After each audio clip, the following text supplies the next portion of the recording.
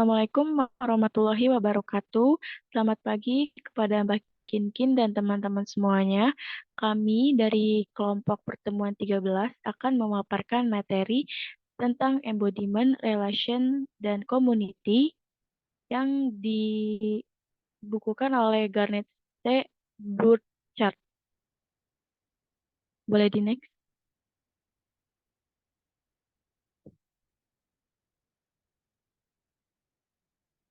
Kelompok pertemuan 13 ini beranggotakan eh, Tisa Medina Alfiani, Taso Herunisa, Naya Kamila, Syabila Khairunisa, dan Syafira Aspari Yasmin Syafa. Boleh di next.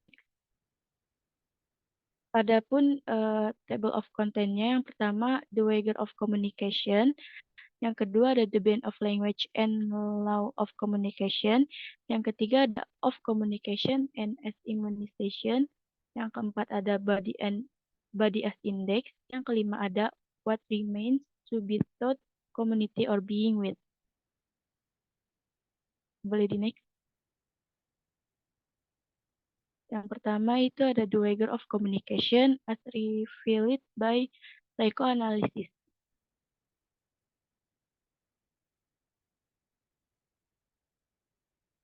The Wager of Communication as revealed by psychoanalysis membahas tentang komunikasi manusia berdasarkan perspektif Jacques Lacan tentang bahasa, yaitu bahwa bahasa tidak terbukti dengan sendirinya, tidak semua dapat dikatakan dalam wacana sadar, dan komunikasi tidak sepenuhnya stabil. Yang pertama, komunikasi manusia berdampingan dengan ekspresi. Kedua, komunikasi adalah satu arah daripada reversible. Yang ketiga, semua perilaku adalah informasi. Yang keempat, komunikasi dapat direduksi menjadi pesan. Yang kelima, komunikasi setara dengan pemahaman. Dan yang terakhir, komunikasi dapat berhasil dan gagal. Komunikasi didefinisikan sebagai hasil pertukaran seseorang belajar untuk mengenali dampak bahasa pada emosionalnya dan dengan demikian mencoba untuk mempertajam keterampilan dalam berbicara tentang penderitaan emosional untuk berkomunikasi dengan sukses. Komunikasi dipahami sebagai pengalaman yang diwujudkan dari tanda, kode, dan konteks identitas diri. Boleh di next?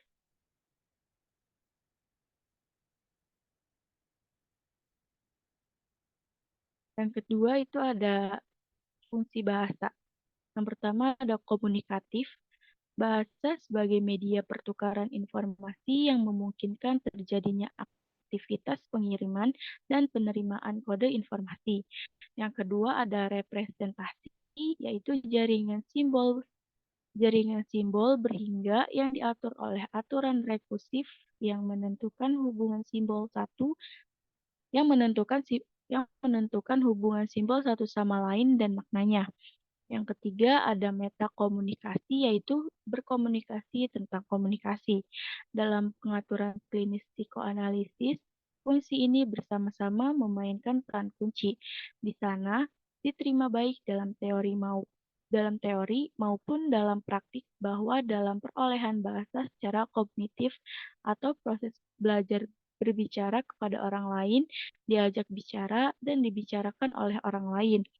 Seseorang menyerap dan menginternalisasi seluruh sistem makna. Boleh di next.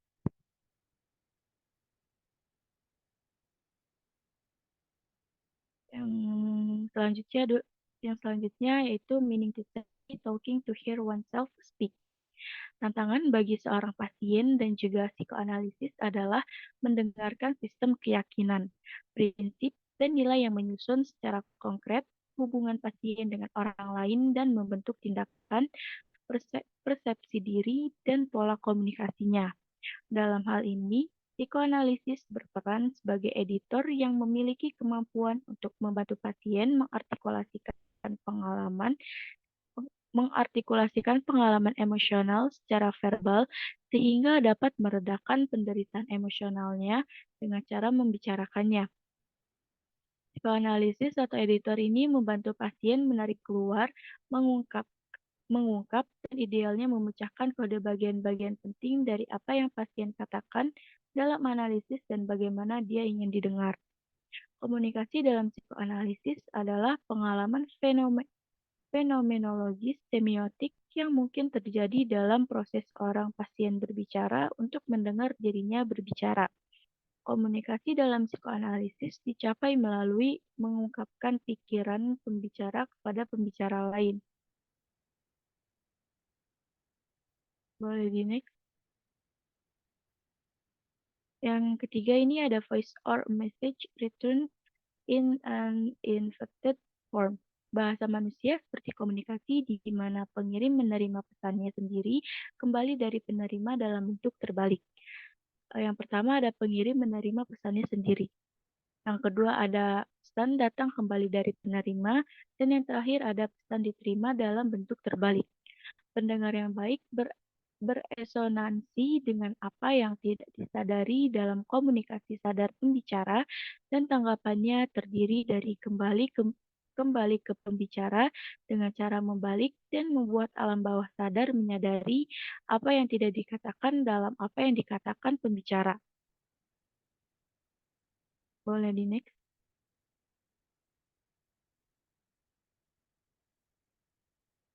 Yang selanjutnya adalah talking to hear the other speak.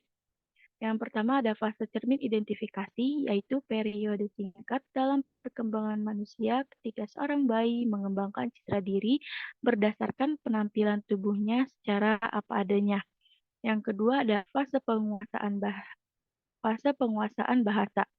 Anak belajar mengatakan aku sebagai sebuah penanda untuk mengenali dirinya sendiri sebagai subjek pertama. Bayi mampu menunjukkan pengenalan bayangan cerminnya sendiri sebelum mengembangkan banyak keterampilan dasar lainnya seperti berbicara.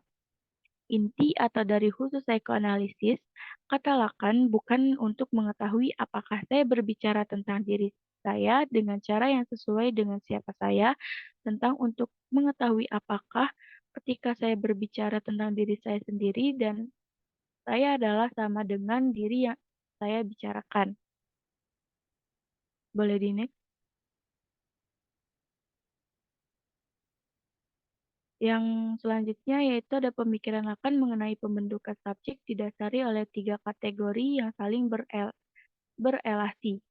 Yang pertama ada the imaginary, yaitu tantangan imajiner adalah dunia, penunjuk, serta gambaran tentang sesuatu yang sadar maupun tidak sadar, berikut dipahami maupun diimajinasikan.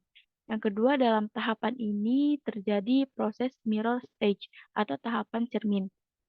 Yang ketiga ada contoh, yaitu perkembangan seorang anak terbentuk dari sebuah identifikasi imajiner atas gambaran pantulan diri di cermin. Pada tahap ini, sang anak mulai mengenali hal-hal yang lain, termasuk menghasrati yang dihasrati yang lain. Ia mulai mengenal sebuah tuntutan. Yang kedua ini ada the symbolic. The Symbolic ini tahap perkembangan kedua mengacu pada simbol, yang mengacu pada penanda sebagai penunjuk pada tanda. Lacan menjelaskan bahwa setiap orang mengenal yang lain dan dirinya yang teridentifikasi sebagai pantulan gambar pada cermin. Seorang anak mulai mengenal bahasa, peraturan, dan yang lainnya. Dengan begitu, ia pun mulai mengajukan tuntutannya. Pada tahap ini, anak mulai menyebut dirinya sebagai aku, atau yang merupakan penanda bahwa ia telah memasuki tahap simbolik. Yang terakhir ada the real. Lacan mengatakan bahwa tatanan the real ini selalu ingin kembali ke tempat terdahulu atau the imaginer, dan ini adalah ketidakmungkinan. Subjek dalam the real ini sesungguhnya subjek yang selalu terdorong hasrat untuk menutupi kekurangan dan kembali pada kesempurnaan terdahulu. Dan yang terakhir, dari sinilah timbul keinginan pada diri subjek keinginan adalah kemungkinan sekaligus ketidakmungkinan yang bisa dicapai oleh subjek, dan fantasi menjadi energi pembakarannya yang utama. Itulah mengapa Lacan menyebut fungsi utama fantasi sebagai penjaga minat subjek. Dalam tahapan ini, subjek telah mengetahui dan memahami apa yang diinginkannya dalam hidup. Boleh di next. Yang selanjutnya, the Weiger of Communication or Faith in Analysis. Klien psikoanalisis membayar kesempatan untuk melangkah keluar dari dirinya untuk lebih memahami jaringan kata-kata di mana diri itu dan persepsi klien tentangnya telah terstruktur secara historis dan idealnya. Dengan pengakuan ini, klien membayar mahal untuk kesempatan mengembangkan kesadarannya tentang fakta bahwa apa yang disebut sebagai diri yang hilang, entitas yang tampaknya lengkap, bersatu, dan sepenuhnya independen sebelum fase cermin diidentifikasi, sebenarnya tidak pernah ada di sana. Posisi pertama, diri selalu terbagi dari dirinya sendiri, bergantung pada jaringan materi wacana yang menopangnya. Analisis psikoanalisis mengungkapkan bahwa diri adalah subjek yang ditempa dari waktu ke waktu oleh bahasa dalam penggunaannya. Jika klien mencapai titik kesadaran itu, di mana pembicaraan atau pengumuman keinginan seseorang dapat didengar, maka tujuan analisis akan terpenuhi dan rangkaian terapi akan dihentikan segera setelah itu. Pada perjanjian ini mengenai ruang lingkup dan batasan pengobatan psikoanalitik, biayanya, resikonya, dan janjinya hanya untuk mendapat manfaat dari pengalaman komunikasi. Bahkan secara eksplisit mengatakan karena ke rekening pasien kita harus mentransfer pemahaman ini, katanya. Kami akan melibatkannya dalam taruhan. Taruhan yang kami pahami artinya, dan kemudian menunggu pengembalian yang membuat kami berdua menjadi pemenang. Di sini, Lacan tidak ragu-ragu pada awal psikoanalisis, dan terlepas dari harganya, tidak ada jaminan bahwa komunikasi yang berhasil atau efektif antara klien dan analisis dan melaluinya di dalam klien akan pernah terjadi. Boleh di next.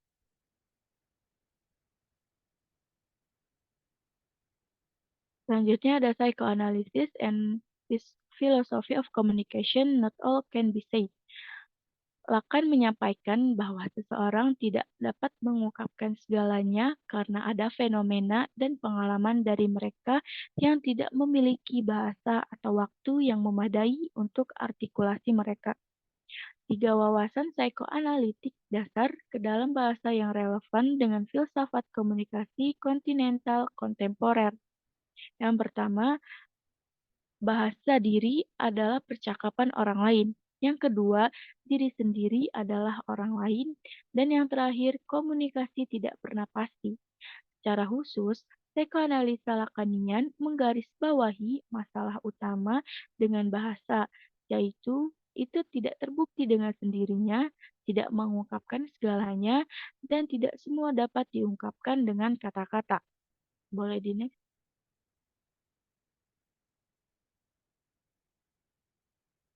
Selanjutnya akan dilanjutkan oleh rekan saya.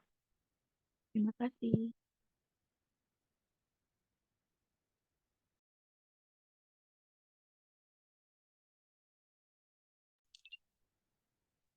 Oke, selanjutnya di sini itu bab 2, Demand of Language and Law of Communication. Selanjutnya, bab ini masuk ke dalam lingkup itu melalui pemikiran Agamben. Ada larangan yang mendasar bagi komunikasi manusia. Ini adalah semiotik yang berarti diwujudkan. Larangan itu berkomunikasi dan dialami dalam bentuk perintah. Seseorang tidak bisa tidak berkomunikasi. Itu dialami sebagai hukum. Next.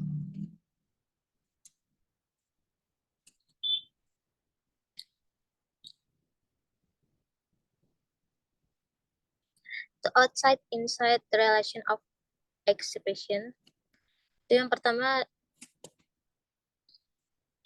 Komunikasi dapat didefinisikan sebagai sesuatu yang mencakup fenomena kontak, interaksi, dan afinitas, praktik pertukaran atau transmisi informasi, dan pengetahuan dengan cara berbicara, menulis, dan sebagainya. Dan tujuan pembelajaran menginformasikan pemahaman bersama dan transendensi perbedaan pribadi. Fenomena pengalaman tujuan menginformasikan kejelasan makna yang menentukan identitas transmisi dialog, pemahaman, dan afinitas.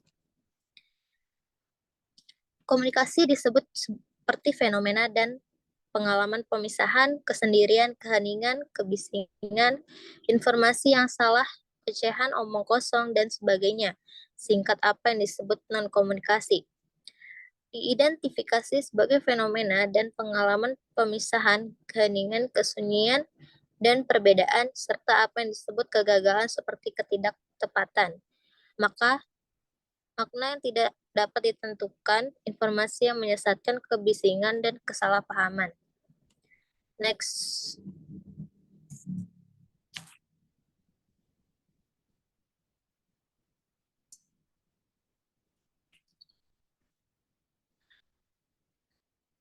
Selanjutnya itu to whom it might concern language as separate. Prinsip tentang bahasa sebagai suatu kontrak pribadi manusia yang diberkahi dengan kemampuan kognitif untuk menyesuaikan bahasa, menggunakan bahasa sesuai dengan istilah-istilahnya, yaitu aturan gramatikal, retoris, dan logis dari kombinasi tanda-tanda yang secara historis menyetujui makna yang diperlukan untuk komunikasi yang bermakna, didefinisikan sebagai transmisi dialog dan afinitas. Dalam menggunakan bahasa untuk berkomunikasi selalu ada interpretasi tanda, negosiasi, kreasi makna, dan kreativitas dalam ekspresi. Komunikasi yang bermakna bergantung pada konteks dan meskipun bahasa berevolusi, penggunaan bahasa terikat, aturan, dan relatif stabil. Next.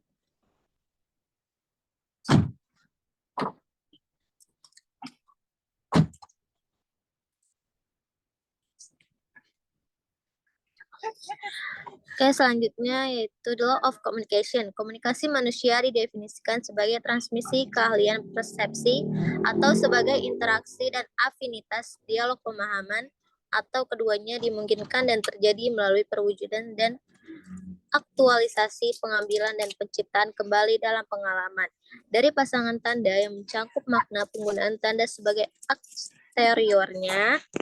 Ini adalah makhluk yang kepadanya bahasa sebagai kedaulatan berlaku secara eksistensial, yang dengannya bahasa terjadi bertepatan, dan oleh karena itu, kemana seperti yang ditekankan Agamben, kepentingan potensinya sebagai manusia ditempatkan. Next.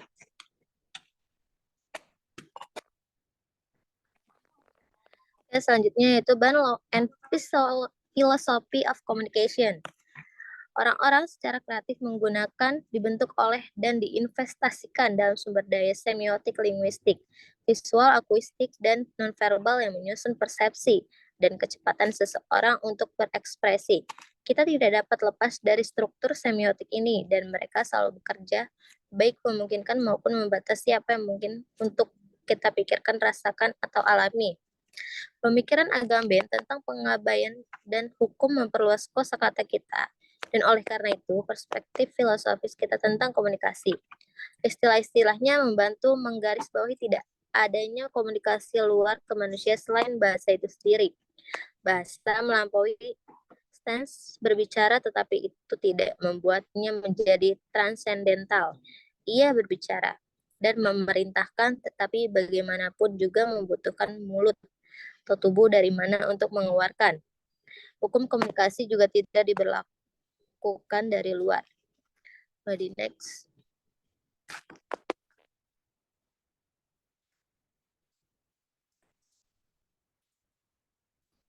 Selanjutnya akan dibacakan oleh teman-teman. Oke, baik. Terima kasih. Sebelumnya suara saya terdengar atau tidak ya? Sudah. Oke, baik. Yang ketiga ada of communication and as immunization. Boleh next? Oke, di sini ada community and immunity, nothing in common. Komunitas bukanlah entitas atau apakah itu subjek kolektif atau totalitas subjek, melainkan hubungan yang membuat mereka bukan lagi subjek individu karena menutup mereka dari identitas mereka dengan garis yang melintasi mereka, mengubah mereka. Lalu ada konsekuensi pertama dari komunitas. Menurut pembaca eksposit tentang hal itu, sebagai masalah dasar filsafat politik modern adalah bahwa komunitas gagal melindungi individu. Lalu ada konsekuensi kedua dari komunitas yang tidak dapat dipisahkan dari yang pertama adalah bahwa upaya untuk mewujudkan komunitas dengan mengatasi kekurangannya perlindungan dalam keadaan massa yang tidak berdiferensiasi. Untuk menyadari apa yang sudah ada, yang membuat menyadarinya secara logis tidak mungkin, sebenarnya dapat mengancam anggotanya. Boleh di next?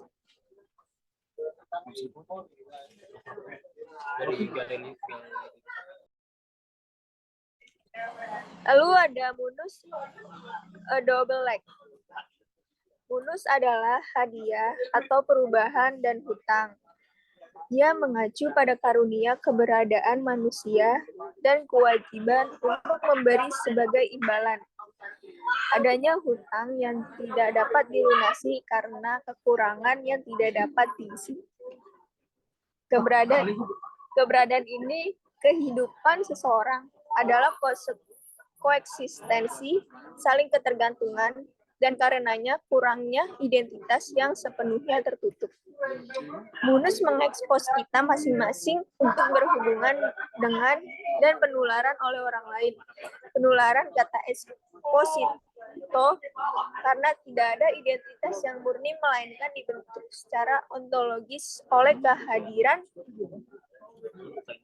kontaminasi orang lain yang tidak menyelesaikannya atau dirinya sendiri, tetapi sebaliknya menodai kemurnian keduanya dan membatasi penutupan penuh mereka. Manusia secara ontologis kurang berdampingan dalam kooperasinya dengan makhluk lain di dunia. Boleh next. Selanjutnya ada communus, the antinomy of communication. Konsep dari munus secara signifikan memperluas rasa komunikasi sebagai afinitas dan transfer dengan menarik perhatian kita tidak hanya pada masalah di mana komunikasi kata benda tindakan merespon, tetapi juga yang paling penting yang sebenarnya memberikan rise. Munus menunjukkan kepada kita bahwa identitas tidak benar-benar terpisah sejak awal karena mereka sudah dikaitkan oleh kekurangan yang sama. Lalu ada fakta Kobe, menimbulkan masalah, atau apa yang akan saya sebut antinomi komunikasi manusia, yaitu bahwa ada komunikasi dan bahwa tidak dapat sepenuhnya diwujudkan. Mengingat analisis Esposito tentang mun kita masuk akal untuk menegaskan di satu sisi bahwa komunikasi adalah apa yang ada karena makhluk adalah Kobe, saling bergantung, berhubungan dengan dunia makhluk. Selanjutnya,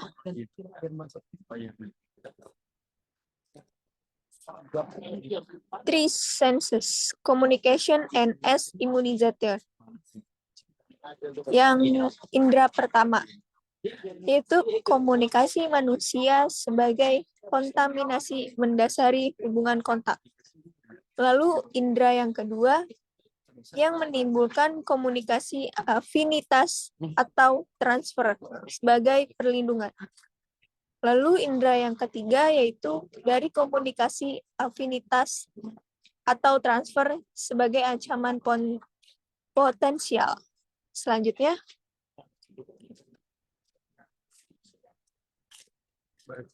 masih sama dengan yang tadi, komunikasi sebagai ancaman dapat dipahami secara luas sebagai konsekuensi dari pembukaan manusia satu sama lain. serta pengabaian mereka terhadap bahasa dan ketidakmungkinan non-komunikasi. Berkenaan dengan indera komunikasi kedua, sebagai perlindungan, kita segera menemukan paradoks. Apa yang dilindungi oleh komunikasi? Jawabannya adalah ia melindungi terhadap dirinya sendiri. Komunikasi melindungi dari ancaman komunikasi sensory dengan cara komunikasi. Sebagai perlindungan, komunikasi dapat dipahami sebagai penggunaan sumber daya linguistik semiotik yang membawa struktur ke akal dan makna ke existence, digunakan untuk melawan ancaman disegregasi dengan cara ekspresi individu interpersonal. Selanjutnya,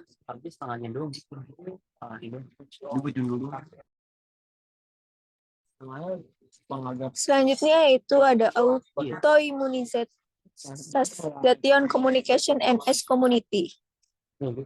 Apa yang dapat muncul dengan kekuatan komunikasi manusia untuk melindungi adalah potensi perlindungan berlebihan.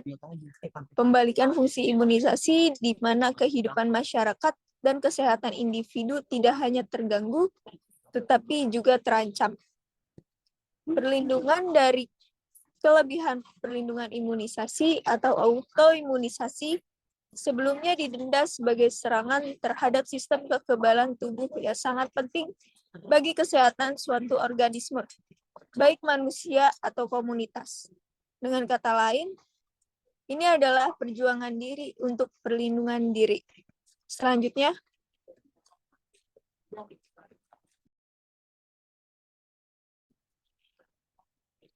selanjutnya ada community, immunity, and philosophy of communication. Yang pertama, komunikasi sebagai imunisasi tidak mengasumsikan subjek prakonstitusi dalam rantai transmisi. Subjek yang rela, tidak kritis, dan sama-sama dipengaruhi oleh paparan komunikasi. Ini menekankan sebaliknya, komunikasi sebagai proses relasional yang membentuk subjek dengan cara membatasi dan memungkinkan kebebasan ekspresif. Lalu yang kedua, komunikasi sebagai imunisasi menjelaskan efek umum komunikasi, yaitu komunikan dan ketidakmungkinan non-komunikasi. Daripada berfokus secara sempit pada efek pesan yang terisolasi dalam rantai transfer dan konteks tertentu. Lalu yang terakhir, yaitu yang ketiga, model komunikasi sebagai imunisasi tidak mengasumsikan pemisahan saluran dan konten, seperti yang dilakukan oleh model transfer komunikasi, di mana saluran diteorikan dalam hal kapasitasnya untuk mengakomodasi atau mendistorsi kebisingan konten pesan. Komunikasi sebagai imunisasi lebih holistik dari itu. Selanjutnya akan dilanjutkan oleh rekan saya. Oke, terima kasih. Selanjutnya adalah ada body of index. Next. Oke, body as index. Yang pertama adalah corpus index disintegration.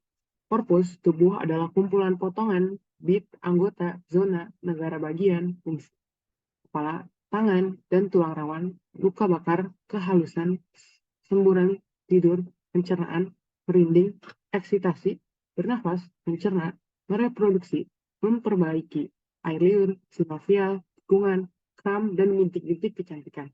Ini adalah kumpulan koleksi corpus corporum yang persatuannya tetap menjadi pertanyaan untuk dirinya sendiri. Bahkan, ketika diambil sebagai tubuh tanpa organ, ia masih memiliki 100 organ yang masing-masing menarik dan mengacaukan keseluruhan yang tidak dapat lagi berhasil diselesaikan. Tubuh dibedakan dari kepala, serta anggota atau setidaknya ekstremitas. Dalam hal ini, tubuh adalah batang, pembawa, pilar, bangunan. Kepala direduksi menjadi titik tertentu, tidak benar-benar memiliki permukaan, itu terbuat dari lubang, dan bukan di mana berbagai jenis pesan datang dan pergi. Ekstremitas juga diinformasikan oleh lingkungan sekitar, di mana mereka menyelesaikan operasi tertentu, berjalan, menunggu, menebut. Tubuh tetap asing untuk semua ini. Itu bertengger dengan sendirinya, tidak dipenggal, tetapi dengan kepala, layu menempel padanya seperti pin. Next. Oke, selanjutnya adalah body as index. Now here, then, there, the exposure of bodies. Tubuh bukanlah semacam kepenuhan atau ruang yang terisi, ruang diisi di mana-mana. Mereka adalah ruang terbuka. Menyiratkan dalam beberapa hal, ruangan yang lebih luas daripada spasial, apa yang juga bisa disebut tempat. Tubuh adalah tempat keberadaan, dan tidak ada yang ada tanpa tempat. Di sana, di sini, untuk ini. Body place tidak penuh atau kosong, karena tidak memiliki bagian luar, bagian dalam, lebih dari yang dimiliki bagian totalitas, fungsi, atau finalitas. Ini adalah kulit, dilipat secara beragam, dilipat ulang, dibuka, dikalikan, diinvagilasi, diekskogastrulasi, diori, mengelak, diserang, diregangkan, rileks, bersemangat, tertekan, diikat, tidak terikat. Dalam hal ini, dan ribuan cara lainnya, tubuh memberi ruang bagi keberadaan. Boleh next. Selanjutnya ada body as index, not mind. Body between, inside, and outside. Ringkasan filosofi keprihatinan komunikasi korpus adalah kesadaran tubuh, yang tidak hanya berarti citra tubuh, tetapi juga kesadaran akan diri sendiri, yang didistribusikan beberapa di mana dalam keberadaan seseorang. Yang paling penting bagi filsafat komunikasi kontinental entrepreneur dari perspektif Nancea adalah memenuhi tubuh manusia sebagai lokasi paparan tidak hanya keberadaan tetapi juga jiwa. Dan kata lain, manusia adalah makhluk yang berpikir. Tubuh manusia bisa digigit oleh kesadaran jiwa atau ego dalam istilah fenomenologis dan dianggap seperti itu. Dan tubuhlah seseorang menjadi sadar akan dirinya sendiri.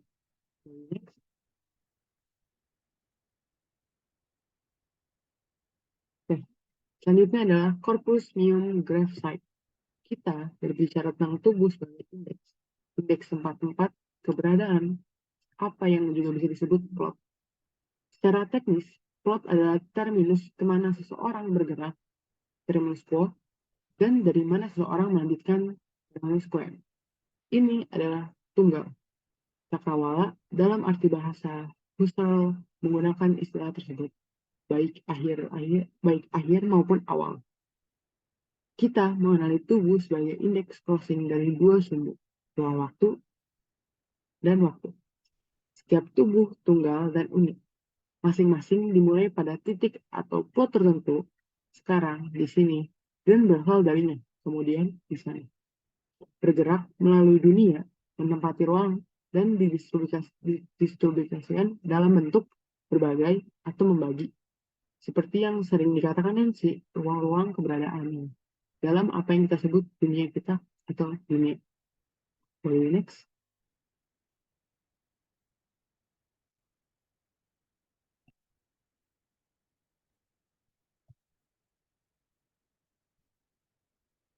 Boleh di next.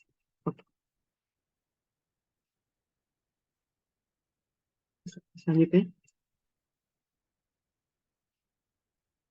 Selanjutnya akan dibacakan oleh rekan saya.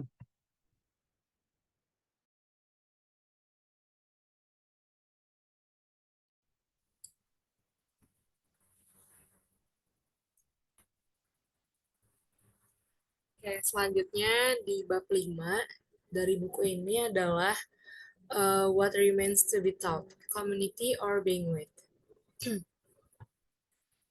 Jadi secara alami, esensi komunitas bukanlah sesuatu yang ada. Sebaliknya, terjadi sebagai kedatangan tanpa henti dari kehidupan ke dalam diri sendiri dan dengan demikian kedatangan masing-masing ke dalam dirinya sendiri. Nah, menurut Zygmunt Bauman ini, komunitas disebut sebagai dream sign of a paradise lost. Nah, komunitas dianggap sebagai suatu kepastian, yaitu sesuatu yang dapat dibangun atau dipertahankan melalui sebuah komunikasi yang lebih baik.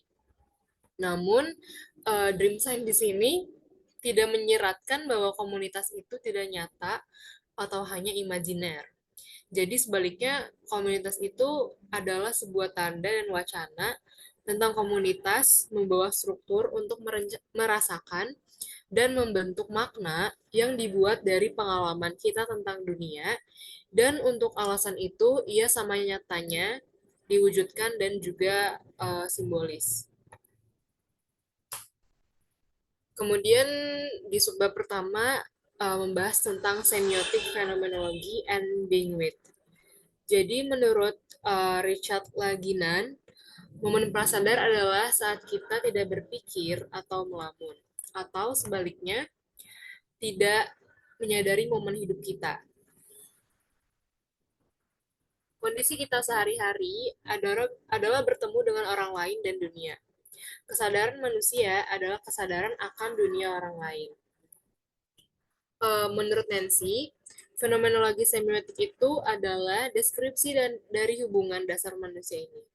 Nancy menggambarkan kondisi normal, keberadaan, dan memiliki dunia sebagai bersama-sama.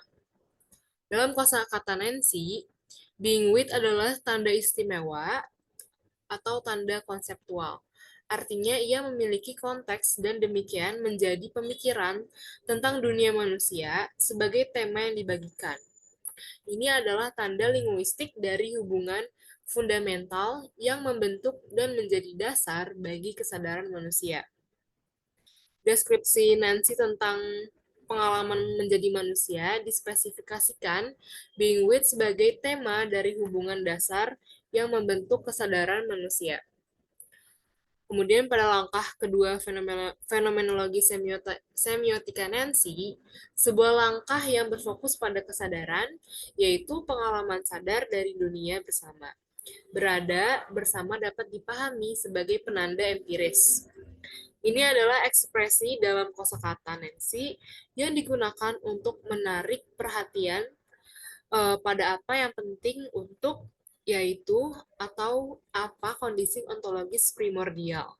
Kesadaran manusia akan koeksistensi, keberadaan kita bersama, dan yang paling penting adalah sebuah perwujudan yang akan dibahas di subbab selanjutnya. Nah, jadi perwujudan itu apa? Nah, perwujudan manusia merupakan tema utama penelitian yang menggunakan metode fenomenologi semiotika. Jadi, Laginan ini mendefinisikan perwujudan manusia sebagai memiliki dan menjadi tubuh, bukan sekedar menempati ruang dan bertahan dalam waktu. Franjemek menarik perhatian kita pada tubuh sebagai media kesadaran. Kita ini tidak hanya sadar akan tubuh, tetapi melalui tubuh, saya dan pemikiran serta sifat reflektifnya, saya juga sadar akan keberadaan sadar. Jadi, perwujudan adalah kondisi dasar, semiotik, dan fenomenologis manusia menjadi makhluk ekspresif dan perspektif, yaitu komunikatif.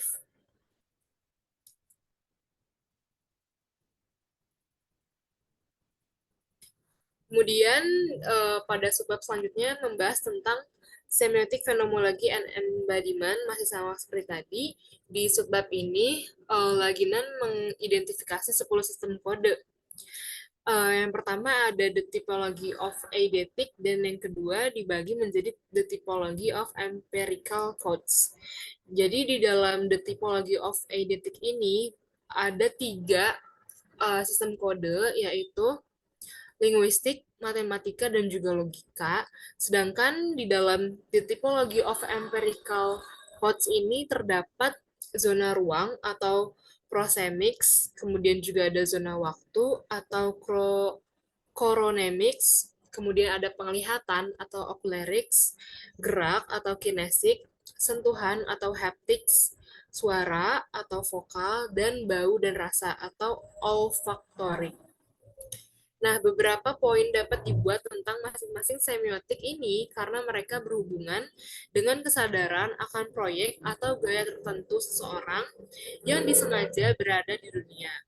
Jadi sistem semiotik ini menarik perhatian pada pengalaman indera dunia kita.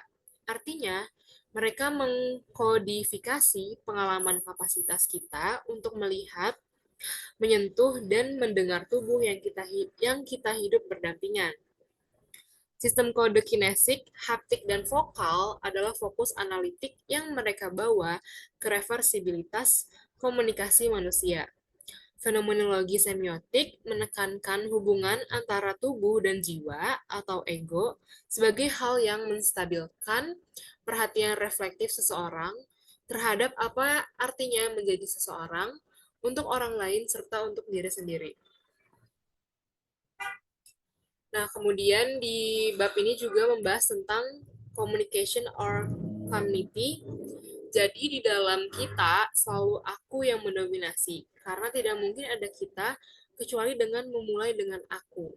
Dan aku ini mendominasi elemen non-aku melalui kualitas transendennya, menurut Mille Benveniste. Nah, konteks dan kontak adalah faktor penentu komunikasi manusia.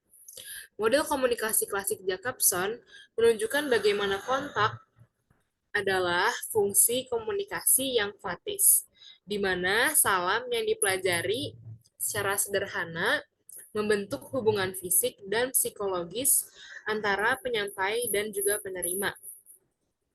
Kemudian, perhatian Nancy dengan manusia, bahkan jika pembicara dan penerima belum melakukan kontak, dalam kenyataannya, mereka tetap sudah berhubungan secara virtual, yaitu secara eksistensial, dengan cara menghuni ruang dan waktu di dunia yang sama.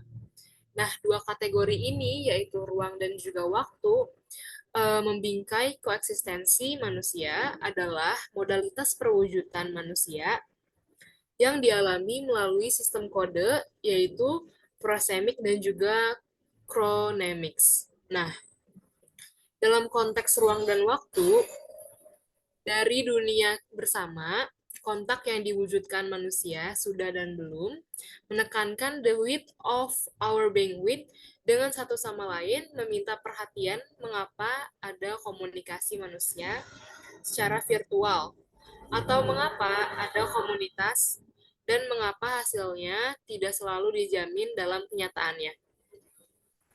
Baik, selanjutnya di subbab selanjutnya ada tentang touch, contact, and communication. Jadi, sentuhan atau touch ini menunjukkan secara konkret aspek fundamental dari koeksistensi atau bersama-sama, dan pengalamannya yang hidup dan juga diwujudkan. Bagi Nancy, sentuhan itu tidak hanya menunjukkan mengatasi jarak atau kedekatan melalui pencengkraman objek atau konfirmasi identitas atau kehadiran. Sebaliknya, bagi Nancy ini, sentuhan atau touch ini adalah sosok penarikan, diskontinuitas, dan juga pemisahan. Oke, selanjutnya, di subbab selanjutnya adalah giving oneself. Meskipun manusia tidak menyatu dalam keberadaan dengan satu sama lain, kita tetap terbuka, berdampingan dalam bahasa dan ucapan, dalam jarak dan juga kedekatan kita. Keberadaan manusia adalah dengan orang lain, terpapar dan berhubungan satu sama lain, yang berarti secara ontologis kita berkomunikasi dan selalu dalam berkomunikasi. Maka apapun yang dibagikan itu berpotensi menyebar. Being with sebagai tanda membantu kita berpikir tentang dunia kehidupan manusia sebagai milik bersama dan sebagai penanda ekspresi ya sudah sebelumnya kontak dan juga komunikasi.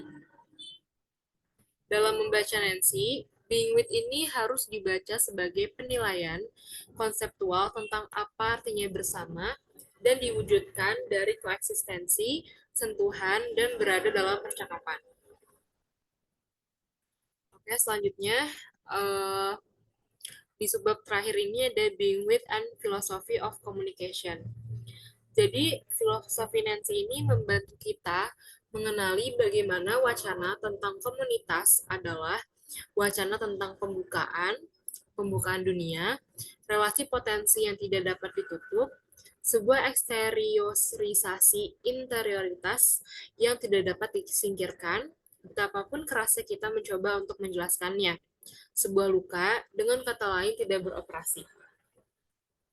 Berada dalam kontak dan komunikasi, dan ditugaskan untuk melestarikan dengan kondisi itu, berada dengan dan di tempat terbuka, kita terpapar dan ditinggalkan, terpapar dalam pengabaian kita, tidak hanya bahasa dan wacana yang dimungkinkannya, tetapi juga sebagai bukaan yang diwujudkan melalui mana rasa dan makna beredar. Filsafat adalah cara praktis untuk berpikir tentang dunia, berkenaan dengan pemikiran tentang komunikasi manusia, komunitas, dan makhluk yang diwujudkan. Apa yang ditawarkan filsafat kontinental kontemporer kepada studi komunikasi manusia adalah perspektif yang dapat digunakan untuk bekerja melalui cakrawala konseptual yang menyusun cara berpikir tentang perbedaan, identitas, jasmani, dan sebagainya sebagai hubungan komunikasi. Berlatar belakang perjuangan untuk mewujudkan komunitas, kita diingatkan bahwa komunitas selalu dialami dalam dan melalui sebuah komunikasi. Oke, selanjutnya ada contoh kasus yang akan dibacakan oleh rekan saya. Baik, selanjutnya yaitu ada contoh kasus. Contoh kasus yang kelompok kami pilih yaitu tentang hacker, yang dimana dilansir dari detik.com, beberapa waktu ke belakang, masyarakat dihebohkan dengan kasus kebocoran data yang ada di Indonesia. Salah seorang anggota forum online, Brexit Forums, dengan username Bjorka, ramai dibincangkan. Aksi Bjorka tersebut dinilai sangat meresahkan karena menyebar sejumlah data sensitif dalam kurun akhir Agustus hingga awal September 2022. Data yang ia bagikan berupa data sensitif seperti nomor KTP, nomor kartu keluarga, nomor telepon, dan lain-lain. Data sensitif milik warga Indonesia disinyalir diperoleh Bjorka dari beberapa sumber resmi seperti dari operator internet IDHOM, Komisi Pemilihan Umum atau KPU, dan registrasi SIM card. Dari Brexit Forums, sebuah forum diskusi online, Bjorka membagikan sejumlah data sensitif tersebut, bahkan menyebar dokumen-dokumen penting yang diklaim sebagai dokumen penting milik Presiden Indonesia. Selain dari Brexit Forums, Bjorka juga membagikan berbagai data pribadi dari berbagai pejabat publik yang menjadi sasaran Bjorka melalui Telegram Group miliknya. Selain itu, aksi Bjorka juga dilakukan dengan membobol data masyarakat Indonesia melalui aplikasi Peduli Lindungi, salah satu aplikasi yang dikembangkan untuk membantu instansi pemerintah terkait dalam melakukan pelacakan untuk menghentikan penyebaran COVID-19. Menurut Bjorka, data Peduli Lindungi yang dibocorkan itu sejumlah 3 miliar dan 250 juta lebih, mencangkup 48 GB data terkompresi dan 157 GB data tak terkompresi. Data Peduli Lindungi di tangan Bjorka meliputi data pengguna 94 juta, data vaksinasi 209 juta, riwayat check-in 1,3 miliar, dan riwayat pelacakan kontak 1,5 miliar. Bjorka menjual data Peduli Lindungi itu dengan harga $100.000 AS atau sekitar 1,5 miliar rupiah dalam bentuk mata uang kripto Bitcoin. Sebelumnya, belum lama ini, Bjorka juga meretas dan menjual data pelanggan My Pertamina sebanyak 30 GB yang memuat 44 juta data pelanggan Pertamina. Data yang dibocorkan antara lain mencakup nama, alamat email, nomor induk kependudukan, nomor pokok wajib pajak atau NPWP, nomor telepon, alamat, jenis kelamin, dan tanggal lahir, hingga data pendapatan pelanggan. Setelah aksi Bjorka ramai diperbincangkan, lantas timbul pertanyaan tentang Breakit Forum, yaitu salah satu forum online komunitas peretas ilegal. Dilansir dari flashpoint.io, Breakit Forum didirikan setelah forum Raid ditutup. Saat dibentuk, forum Breakit dengan lebih dari 1.500 anggota merupakan akun hacker yang bermigrasi dari forum Raid dengan menggunakan nama yang sama. Akan tetapi, nama-nama akun tersebut tidak bisa dipastikan mereka orang yang sama. Dikutip dari cyberin.com, meskipun baru 4 bulan dibentuk, forum Breakit berhasil mengumpulkan data berjumlah sekitar 10,9 miliar yang tersebar di 533 dataset. Jumlah ini terbilang besar dan melampaui rekor sebelumnya yang dipegang oleh forum Raid, yang pada saat itu mencapai 10,8 miliar data. Pada Breakit Forum, Bjorka menggugah dan menjual data di sana. Ia tidak memberikan semua data secara langsung, tapi untuk membuktikan keasliannya, ia membocorkan judul surat dan berbagai sampel agar pelanggannya percaya dengan data tersebut yang dijual hingga mencapai harga 70-an juta. Baik, selanjutnya akan dilanjutkan oleh rekan saya. Baik, selanjutnya ada keterkaitan kasus yang kami pilih, yaitu kasus Bjorka dengan materi. Jadi di bab 1 yang membahas tentang the wager of communication, Bjorka ini melakukan penyebaran informasi pribadi masyarakat Indonesia dengan cara meretas dengan materi bahasa sebagai bentuk komunikatif, di mana melakukan penyandian, pengiriman, dan penerimaan informasi. Kemudian di bab 2 ini, The Ban of Language and Law of Communication, informasi yang disampaikan oleh Bjorka melalui peretasannya itu bisa disebut the insight of communication, karena komunikasinya mencakup kontak, interaksi, dan transmisi informasi melalui cara berbicara dan menulis. Kemudian di bab 3 yang membahas of communication and as immunization, tentang adanya hacker yang bernama Bjorka ini, dia mempunyai komunitas peretasan ilegal Bridge yang bernama Forum Bridge. Forum Bridge ini memiliki lebih dari 1.500 orang dan terus bertambah jumlahnya. Kemudian di bab 4 tentang body as index ini, Bjorka adalah seorang hacker sebagai tubuh, pembawa, pilar, atau sebagai dalang dari kebocoran data-data yang dia sebarkan. Nah, Bjorka ini sebagai pembobol data dan diinformasikan oleh lingkungan sekitar, di mana dia menyelesaikan operasi tertentu, yaitu meretas dan juga membocorkan data-data pribadi masyarakat Indonesia. Kemudian di bab kelima yang membahas tentang community or being with ini, keterkaitannya adalah walaupun aksi Bjorka ini dilakukan melalui situs online, terbukti bahwa informasi yang disampaikan sangat meluas begitu cepat. Nah, hal ini disebut sebagai kita hidup bersama dengan orang lain dan terpapar dengan sebuah komunikasi. Bjorka juga melakukan aksi tersebut melalui sebuah forum online yang berisi banyak anggota hacker. Jadi itu adalah keterkaitan kasus yang kita ambil dengan materi kita hari ini. Selanjutnya akan dibacakan oleh rekan saya. Oke, selanjutnya ada perspektif tulisan. Berdasarkan pengamatan yang kami lakukan terhadap studi kasus hacker Bjorka yang ramai diperbincangkan pada Agustus-September bulan lalu, ditemukan bahwa pada kasus tersebut ia mengunggah dan menyebarkan data pribadi masyarakat Indonesia melalui aksi peretasan. Bjorka melakukan peretasan tersebut melalui situs Breakit Forum yang merupakan forum para hacker di dunia. Breakit Forum ini memiliki lebih dari 1.500 anggota, di mana anggota-anggotanya memang terkenal di kalangan para hacker untuk melakukan transaksi jual data curian. Hal ini berhubungan dengan materi karena forum tersebut berisi banyak anggota yang disebut dengan komunitas dengan kontak dan juga komunikasi yang dilakukan mereka mewujudkan sebuah makna dan rasa. Kasus Bjorka juga melakukan sebuah penyampaian informasi tentang data-data pribadi masyarakat Indonesia.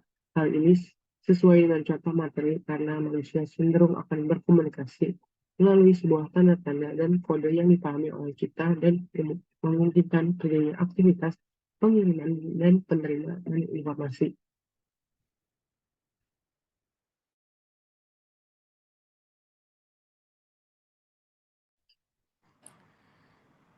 Jadi di sini ada kesimpulannya yaitu Embodiment Relation and Community karya Garnet C. Bouchard ini menyampaikan bahwa manusia akan hidup melalui sebuah perwujudan, manusia akan sadar akan dirinya sendiri dan diwujudkan melalui sebuah tanda-tanda dan gestur yang ada di dirinya.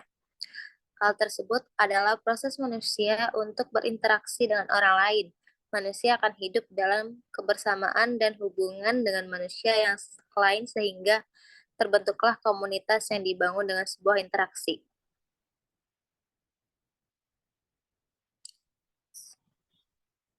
Baik, sekiranya sekian dari kelompok kami, yaitu kelompok pertemuan 13. Kurang lebihnya mohon dimaafkan. Terima kasih dan wassalamualaikum warahmatullahi wabarakatuh.